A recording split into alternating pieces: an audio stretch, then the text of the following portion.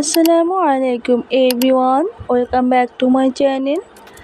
আজ আরেকটি রেসিপি নিয়ে আপনাদের সামনে প্রেজেন্ট রয়েছি and tips and tricks by the way cook and recipe চ্যানেলে। আজকে থাকছে গোপন টিপস সহ সাজের পিঠা বা চিতই পিঠা রেসিপি। এই রেসিপিটি অবশ্যই আপনাদের কাছে ভালো লাগবে। ভালো লাগলে সাবস্ক্রাইব করে পাশে থাকবেন, বেল আইকনটি অন করবেন নোটিফিকেশন অন করার জন্য।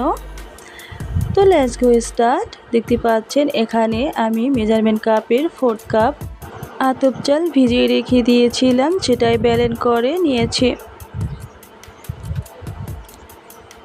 ব্লেন্ড পেস্ট করাগুলো ঢেলে দিয়েছি। নেক্সটে একটা হাফ পিরিচের 1 পিরিচ ভাত, রান্না করা ভাত অ্যাড করে দিব। ব্লেন্ডারে এটাও পেস্ট করে নিব।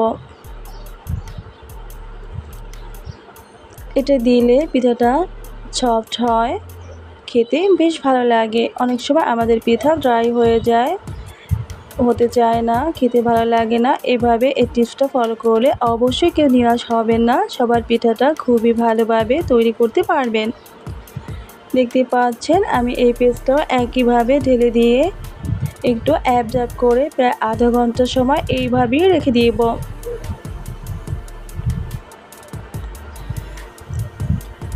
আমি আবারও ফিরে আসলাম। এখন তৈরি করে নেওয়ার পালা। এখানে যা যা দিয়ে দিব, আমি একটু কুসুম গরম পানি করে 1/4 কাপ পানি এর সাথে মিলিয়ে দিব। এটা বেশ ঘনই হয়েছিল, একটু পাতলা হওয়ার দরকার, এই জন্যই কুসুম পানিটা আমি অ্যাড করে দিব। কুসুম পানিটা অ্যাড করে দেওয়ার কারণে এটা কিন্তু আরও ভালোভাবে ফুলে যাবে এবং ভালো লাগবে। এখানে দিলাম সামান্য পরিমাণে লবণ আর অ্যাড করে দিচ্ছি নারিকেল। আপনারা চাইলে এটা স্কিপও করতে পারেন, আমার কাছে নারিকেলটা দিয়ে এভাবে খেতে ভালো লাগে তাই অ্যাড করে দিয়েছি। এটা অপশনাল, যে যেরকম খেতে ভালোবাসেন সেরকমই করবেন, কিন্তু প্রসেসটা একই রকমের থাকবে। একটা সাজ নিয়েছি, সাজটার উপরে একটু সরিষার তেল দিয়ে আমি ভালো করে ব্রাশ দিয়ে ম্যাসেজ করে দিচ্ছি। এতে করে পিঠাটা আর নিচ থেকে লেগে যাবে না এবং পুড়ে যাওয়ার কোনো ভয় থাকবে না। সাজটা গরম হওয়ার পরে একটু করে ঢেলে দিচ্ছি। সবটুকু ঢেলে দেওয়ার পরে এ পর্যায়ে মিডিয়াম পর্যায়ে ঝাল রেখে ঢেকে রেখে দিব। এতে করে পিঠাটা ঠিকঠাক পর্যায়ে রেডি হয়ে যাবে। দেখতে পাচ্ছেন ঢেকে দেওয়ার কারণে আমার পিঠাটা কত সুন্দর ফুলে গেছে, নিচ থেকে একদমই পুড়ে যায়নি।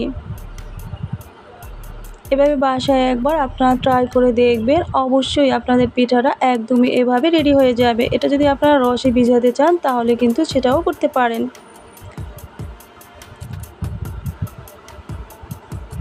পিঠা যত ডো ভালো হবে ততই কিন্তু পিঠাটা ভালো ফুলবে এবং খেতেও বেশ ভালো লাগবে। এইভাবে তৈরি করে নিলে যে একবার খাবে সে কিন্তু আবারও খেতে চাইবে।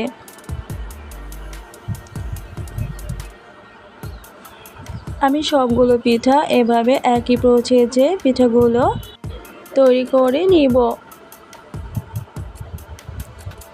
দেখতে পাচ্ছেন একদম রেডি আমার সাজের পিঠা কিংবা চিতই পিঠা কত সুন্দর হয়েছে।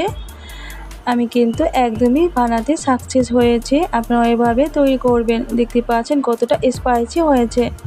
আমি এখানে তালের গুড় নিয়েছি, এই গুড়টা কিন্তু নিজেদের হাতে তৈরি করা, গ্রাম থেকে কিনে নিয়ে এসেছিলাম। এটা খেতে বেশ ভালো লাগে, সাথে একটু নারিকেলও নিয়েছি। আপনাদের কাছে অবশ্যই ভালো লেগেছে, ভালো লাগলে আমাকে কমেন্টে অবশ্যই জানিয়ে দিবেন। সুন্দর হাতটা দিয়ে একটা লাইক করে দিবেন, বন্ধুদের সাথে শেয়ার করতে ভুলবেন না। আল্লাহ হাফিজ।